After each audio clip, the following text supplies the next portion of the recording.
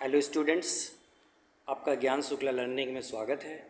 आज हम जानेंगे भारतीय शिक्षा को प्रभावित करने वाले कारक, affecting factors of Indian education. ये जो टॉपिक है आपका BA first year second semester में शामिल है। तो चलिए स्टार्ट करते हैं।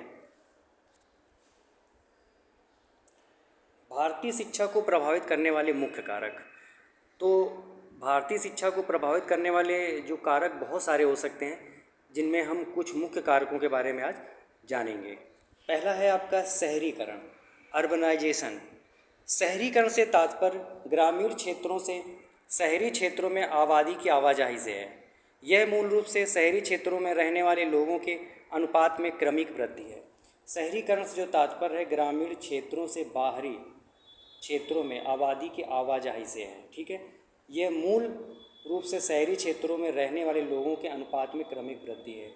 जब लोग गांव से शहर में आते हैं और शहर में ही बस जाते हैं, तो ये जो होता है आपका क्या होता है, शहरीकरण होता है। ठीक है, तो इससे क्या होता है, जो शहरी क्षेत्र में रहने वाले हैं उनके लोगों में क्या होता है, अनुपातिक वृद्धि हो जाती है। ठीक है, दूसरा पॉइंट देखते हैं। शहरी क्षेत्र ग्रामीण क्षेत्र की तुलना में संसाधन प्रदान करने में बहुत अधिक कुशल हैं। जो शहरी क्षेत्र होते हैं उनमें क्या होता है, संसाधन जो होते हैं बहुत अधिक होते हैं ग्रामीण क्षेत्रों की तुलना में। शहरी क्षेत्रों में आवास, स्वच्छ पानी, बिजली जैसी महत्वपूर्ण और बुनियादी सुविधाएं आसानी से उपलब्ध होती हैं। जैसा कि आप देखते भी होंगे कि गांव में बिजली की समस्या, पानी की समस्या, ये सब समस्याएं ज़्यादातर होती हैं, लेकिन शहरों में अपेक्षाकृत गांव से कम होती हैं। नेक्स्ट है आपका, शहरी क्षेत्र ज्ञान के निर्माता और प्रसारकर्ता के रूप में एक महत्वपूर्ण भूमिका निभाते हैं। इसकी वजह है अत्यधिक जुड़ी शहरी दुनिया। शहरी क्षेत्रों में लोगों को भौगोलिक निकटता विचारों के प्रसार में मदद करता है। तो जो शहरी क्षेत्र जो होते हैं उनमें क्या होता है, जो जुड़ी हुई शहरी दुनिया ज़्यादा होती है, मतलब आपस में क्या लोग बहुत ज़्यादा जुड़े हुए होते हैं। टेक्निकल रूप से और भौगोलिक रूप से क्या होते हैं, पास पास होते हैं। तो उनमें क्या होता है, विचारों का प्रसार जो होता है आपस में बहुत तेज़ी से होता है। ठीक है, चलिए अब आगे बढ़ते हैं। दूसरी हेडिंग है आपका शहरीकरण, जो शिक्षा को प्रभावित करने वाले कारक है वो है जनसंख्या विस्फोट, पॉपुलेशन एक्सप्लोजन। पहला पॉइंट है इसमें, साधारण शब्दों में जब किसी देश की जनसंख्या की मृत्यु दर में कमी होती है, बाल मृत्यु दर में कमी होती है, लेकिन जन्म दर में जीवन प्रत्याशा में वृद्धि होती है, तो इन सब के संयुक्त प्रभाव के कारण जनसंख्या में बहुत तेज़ी से वृद्धि होती है। इस स्थिति को ही जनसंख्या विस्फोट कहा जाता है। जब होता क्या है कि जो मृत्यु दर में तो क्या होता है, कमी होती है। ठीक है, लेकिन जन्म दर में वृद्धि हो और जीवन प्रत्याशा में वृद्धि होती है।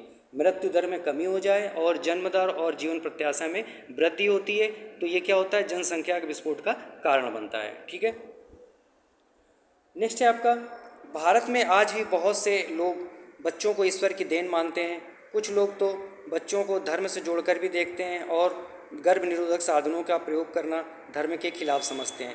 इन सभी का मिला जुला परिणाम जनसंख्या वृद्धि के रूप में सामने आता है। गरीब लोगों को एक अतिरिक्त संतान को कमाई का अतिरिक्त हाथ मानते हैं। तो जो जनसंख्या वृद्धि का एक कारण ये भी होता है कि लोग क्या होते हैं, बच्चों को ईश्वर की देन मानते हैं और क्या करते हैं, वो इसको धर्म से जोड़कर भी देखते हैं, गर्भ निरोधक साधनों का प्रयोग भी नहीं करते हैं। तो इन सब और जो इनका प्रयोग करना जो होता है गर्भ निरोधक साधनों का अपने धर्म के खिलाफ मानते हैं, और इन सभी का मिला जुला असर होता है क्या, जनसंख्या विस्फोट का कारण बनता है। नेक्स्ट है आपका, जनसंख्या विस्फोट की स्थिति सभी देशों के विकास में बाधक है। यह इस तरह की वृद्धि है जिस पर अल्प विकसित देशों को घमंड करने की बजाय शर्म आती है। देखिए होता क्या है कि जब हम किसी चीज़ में या संसाधनों में वृद्धि होती है तो हम घमंड महसूस करते हैं, लेकिन ये जनसंख्या वृद्धि एक ऐसी वृद्धि है कि जब हम बताते हैं कि हमारी जनसंख्या बढ़ रही तो इसमें क्या होता है, हमको शर्म महसूस होती है। चलिए अब आगे बढ़ते हैं। नेक्स्ट पॉइंट है आपका, यह तो बिल्कुल सामान्य सी बात है कि जब कमाने वाले कम होंगे और खाने वाले ज़्यादा लोगों को उनकी शारीरिक ज़रूरतों के अनुसार भोजन और पोषण नहीं मिल पाएगा, फलस्वरूप उनके जीवन स्तर में गिरावट आती जाएगी। भारत में आज भी बहुत से गांव यह सिलसिला जारी है। यह तो बिल्कुल सामान्य सी बात है कि जब कमाने वाले कम होंगे और खाने वाले ज़्यादा, तो लोगों को उनकी शारीरिक ज़रूरतों के अनुसार भोजन और पोषण नहीं मिल पाएगा, फलस्वरूप क्या होगा, उनके जीवन के स्तर में गिरावट आती जाएगी। भाई जब उनको भरपूर भोजन या पोषण युक्त भोजन नहीं मिलेगा तो क्या होगा, उनका जो जीवन स्तर होगा उसमें क्या होती है, गिरावट आती जाएगी। भारत में आज बहुत से गांव में सिलसिला जारी है। अब भारत के गांव में जाके देखें तो बच्चे आपको देखेंगे कि कुपोषण का शिकार हैं, जो व्यक्ति हैं वो बहुत सारी जो मूलभूत सुविधाओं उनकी कमी में जी रहे हैं। नेक्स्ट पॉइंट है जनसंख्या विस्फोट की स्थिति सभी देशों के विकास में बाधक है। जो जनसंख्या में वृद्धि होती है, विस्फोट होता है, ये क्या होता है, सभी जो कोई भी देश हो उसमें विकास में बाधक बनता है। यह इस तरह की वृद्धि है जिस पर अल्प विकसित देशों को घमंड करने के बजाय शर्म आती है। तो ये एक ऐसी वृद्धि जिस पे क्या हम घमंड नहीं कर सकते, बल्कि क्या हम शर्म महसूस करते हैं। चलिए अब आगे बढ़ते हैं। अब हम बात करेंगे गरीबी या पॉवर्टी की। पहला पॉइंट है इसमें, गरीबी एक व्यक्ति अत्यंत गरीब होने की स्थिति। गरीबी जो है एक व्यक्ति के अत्यंत गरीब होने की स्थिति है। यह चरम स्थिति तब होती है जब व्यक्ति जीवन को जारी रखने के लिए आवश्यक वस्तुओं जैसे आश्रय, पर्याप्त भोजन, कपड़े, दवाइयाँ आदि की कमी महसूस होती है। जब व्यक्ति को भोजन और रहने का स्थान, कपड़े, दवाइयों आदि की कमी महसूस होती है तो ये सब क्या होता है, गरीबी होती है। दूसरा पॉइंट है इसमें, देश में गरीबी के कई कारण हैं, हालांकि समाधान भी है। समाधान का पालन करने के लिए भारतीय नागरिकों के बीच उचित एकता की कमी का कारण गरीबी दिन पर दिन बढ़ती जा रही है। जो भारत जैसे देश की यदि बात करें जो उसमें एकता की कमी है, ये भी कहीं ना कहीं गरीबी का कारण बन रही है, क्योंकि हम एक दूसरे के साथ एक नहीं है, एक दूसरे की हेल्प नहीं कर रहे हैं। ठीक है, नेक्स्ट पॉइंट है, किसी भी देश में महामारी रोगों का प्रसार गरीबी का कारण है। किसी भी देश में जो महामारी या रोगों का प्रसार होता है वो भी गरीबी का कारण होते हैं, क्योंकि गरीब लोग अपने स्वास्थ्य और स्वास्थ्य की स्थिति का ध्यान नहीं रख सकते हैं। क्योंकि वो गरीब होते हैं तो उनके पास संसाधनों की कमी होती है, तो अपने स्वास्थ्य का वो ध्यान नहीं रख सकते हैं। गरीब लोगों को डॉक्टर के पास जाने, स्कूल जाने, पढ़ने, आवश्यक कपड़े पहनने, नौकरी के लिए उचित वेतन पाने में आदि असमर्थ होते हैं। जो गरीब लोग होते हैं तो क्या उनको अच्छी नौकरी नहीं मिलती है, और चूँकि पैसा नहीं होता तो वो डॉक्टर के पास नहीं जा पाते और अच्छे कपड़े नहीं पहन पाते, नौकरी उनको नहीं मिलती, उचित वेतन नहीं मिलता है। ये सब क्या होता है, गरीबी के कारण होता है। चलिए अब आगे बढ़ते हैं। अब हम बात करेंगे दूसरा जो शिक्षा को प्रभावित करने वाला कारण है वो है अशिक्षा। पहला पॉइंट इसमें है, अशिक्षा गरीबी का मुख्य कारण है। अशिक्षा गरीबी और बेरोजगारी जैसी समस्याओं को जन्म देती है। तो जो गरीबी है उसके पीछे कहीं ना कहीं एक अशिक्षा भी कारण बनती है, क्योंकि जो व्यक्ति अशिक्षित होगा ना तो उसको अच्छा सा जॉब मिलेगा और ना वो अच्छा अपने परिवार का अच्छे से भरण पोषण कर पाएगा। तो जो अशिक्षा होती है ये भी गरीबी का एक कारण होती है। नेक्स्ट पॉइंट है, देश में साक्षरता दर और उससे अधिक बढ़नी चाहिए, मगर इसके आगे कई समस्याएं हैं, उनमें से प्रमुख है गरीबी। देश का एक हिस्सा गरीबी और उससे नीचे गुजारा कर रहा है। जो अशिक्षा के कारण गरीबी बढ़ती है और उससे क्या होता है, एक व्यक्ति तो गरीब है और कुछ लोग उसकी गरीबी रेखा के भी नीचे गुजारा कर रहे हैं। गरीबों के कारण बाल श्रम जैसी समस्याओं ने जन्म लिया है। गरीबी के कारण क्या होता है, लोग जो होते हैं अपने बच्चों को कारखानों में या काम करने के लिए भेजते हैं, और ये क्या एक गंभीर समस्या है, जिसके कारण छोटे बच्चों का 2 वक्त की रोटी के लिए काम करना पड़ता है। जिस उम्र में उनके हाथों में कलम होनी चाहिए उस वक्त उन्हें काम करने के लिए विवश किया जाता है। जो छोटे बच्चे होते हैं जिस उम्र में उनको खेलना चाहिए या पढ़ना चाहिए उस उम्र में क्या उनको किसी फैक्ट्री या किसी होटल में काम करना पड़ता है। तो ये हमारा जो था अशिक्षा कारण गरीबी का कारण था। अब आगे बढ़ते हैं। अब हम बात करेंगे प्रतिभा पलायन की या ब्रेन ड्रेन की।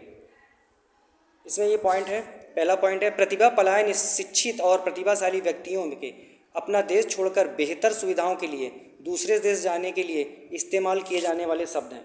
प्रतिभा पलायन जो है शिक्षित और प्रतिभाशाली व्यक्तियों को अपना देश छोड़कर बेहतर सुविधाओं के लिए दूसरे देश जाने के लिए इस्तेमाल किया जाने वाला शब्द है। ऐसा भारत जैसे देशों में होता है जहां रोजगार के अवसर राष्ट्र के शिक्षित युवाओं के लिए समान नहीं होते हैं।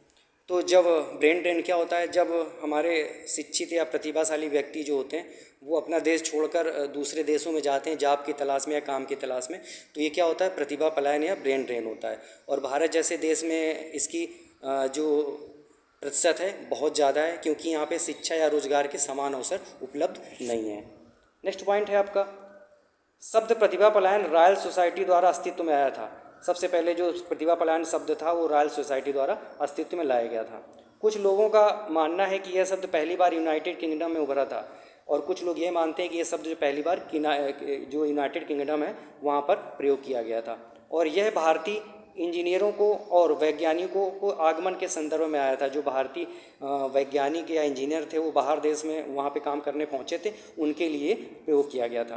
प्रतिभा का बेकार होना और प्रतिभा का परिसंचरण अन्य शब्द इसके समान शब्द हैं।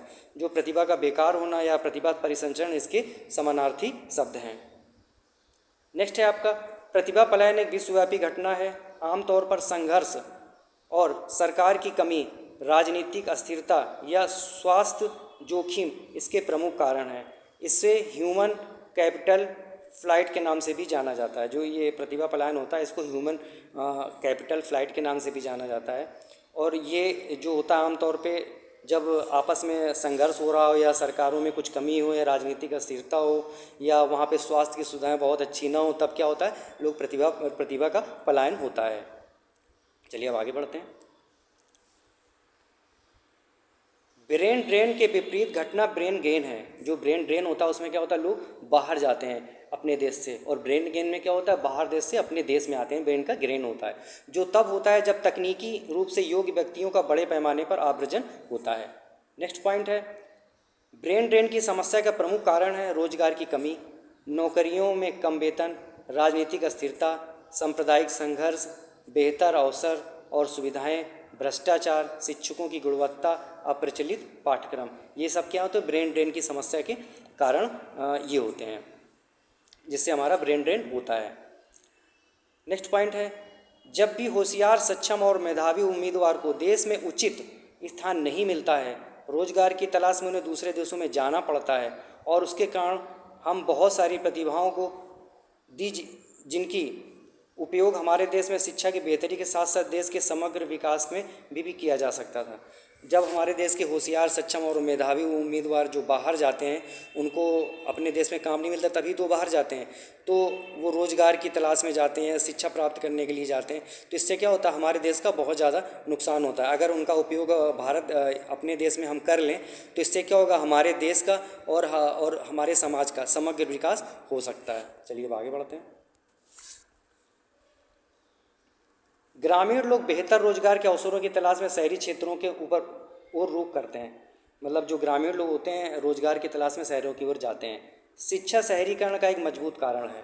शहरी क्षेत्र उच्च गुणवत्ता वाली शिक्षा प्राप्त करने के अवसर प्रदान करते हैं। शहरी क्षेत्र में क्या होता है, शिक्षा का जो गुणवत्ता होती है बहुत अच्छी होती है, रोजगार बहुत अच्छे मिल जाते हैं। इसके अलावा शहरीकरण विश्वविद्यालयों और तकनीकी कॉलेजों में अध्ययन के लिए अवसर प्रदान करता है। इसके अलावा शहरों में क्या होता है, विश्वविद्यालय भी होते हैं और तकनीकी विश्वविद्यालय या तकनीकी विद्यालय भी होते हैं, तो इनकी शिक्षा का भी अवसर प्रदान करता है। तो इसके कारण भी हमारा क्या होता है, प्रतिभा पलायन होता है। नेक्स्ट पॉइंट है, शहरी क्षेत्र में के किशोर व किशोरियों की शैक्षिक रुचियाँ विज्ञान, तकनीकी और वाणिज्य आदि विषयों में अधिक होती हैं, जबकि ग्रामीण क्षेत्रों के किशोर व किशोरियों की कृषि कला तथा गृह विज्ञान आदि विषयों में होती है। जो शहरी क्षेत्र के लोग होते हैं उनके जो किशोर किशोरियाँ होते हैं उनमें क्या विज्ञान और तकनीकी या वाणिज्य में अधिक रुचि होती है, जबकि अगर ग्रामीण क्षेत्रों की बात करें तो उनकी रुचि होती है कृषि में, गृह विज्ञान आदि विषयों में होती है। नेक्स्ट पॉइंट है, विशेषज्ञों के अनुसार सन 2050 तक विकासशील दुनिया का लगभग 64% और विकसित दुनिया का लगभग 86% हिस्सा शहरीकृत होगा।